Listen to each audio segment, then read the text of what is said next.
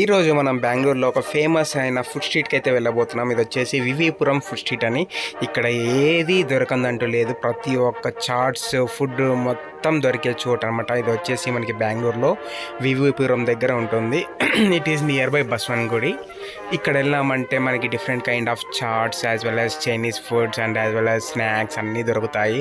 మేము ఇక్కడికి వెళ్ళిన వెంటనే ముందుగా చూసినది ఏంటంటే dosa, different kind of dosas, తర్వాత రబ్డీ, జిలేబీ, తర్వాత పొటాటో చిప్స్ రింగ్స్ వస్తాయి కదా మనకి, ఇప్పుడు కట్టెపుల్లకి చిప్స్ పెట్టేసి పెడతారు కూడా అది, తర్వాత వచ్చేసి దబేలి దోశ, ఇంకా డిఫరెంట్ కైండ్ ఆఫ్ చాట్స్, చాలా రకాలమైన చాట్స్, స్వీట్స్, తర్వాత వచ్చేసి ఏమంటారు అబ్బా మనకి చెప్పలేము. చాలా దోసెస్లోనే చాలా డిఫరెంట్ కైండ్ ఆఫ్ దోసెస్ దొరుకుతాయి ఇక్కడ మనకి. బెన్నె దోశ, తర్వాత వచ్చేసి కొన్ని వెజిటేబుల్స్తో చేసే దోశ, తర్వాత chips, fried potato chips, idli, vada, dosa, pongal, dabeli, ఇలా ఇది చూసుకుంటే ఇది మేమైతే సొంగల్ అంటాం మా ఊరు సైడు.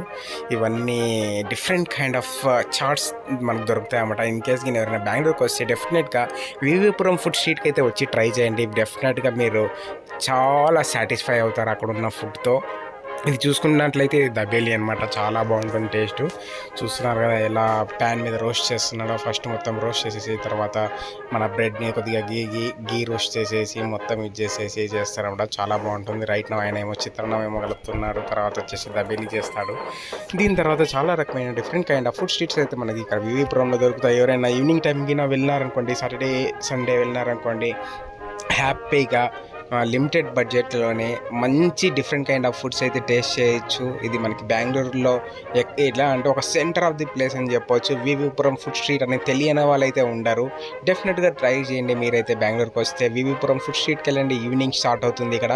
మీరు ఈవినింగ్ 4-5కి అలా వెళ్ళినారనుకోండి, each and every food taste చేయొచ్చు. లేట్ వెళ్ళకపోతే మనకి టైం ఉండదు, ఎందుకంటే రష్ అవుతానే ఉంటుంది. ఆ ప్లేస్ వచ్చేసి చాలామంది జనాలు వస్తూనే ఉంటారు కాబట్టి. సో మనం ఎంత తొందరగా వెళ్ళినామంటే అన్ని వెరైటీ ఆఫ్ ఫుడ్ ట్రై చేయొచ్చు. లేదంటే ఈయన క్యూలో వెయిట్ చేయాలి, వాళ్ళు ఇచ్చేవరకు వెయిట్ చేయాలి. చాలా గందరగోళంగా ఉంటుంది. ఆ స్ట్రీట్ అయితే మొత్తం ఫుల్ బిజీగా ఉంటుంది మనకి వివిపురం ఫుడ్ స్ట్రీట్ అయితే. ఓకేనా, హోప్ మీకు ఈ వీడియో అయితే నచ్చింది అనుకుంటున్నాను. ఇన్ కేసు నచ్చినట్టయితే లైక్ చేయండి, షేర్ చేయండి, సబ్స్క్రైబ్ చేయండి. See in the next vlog. Bye.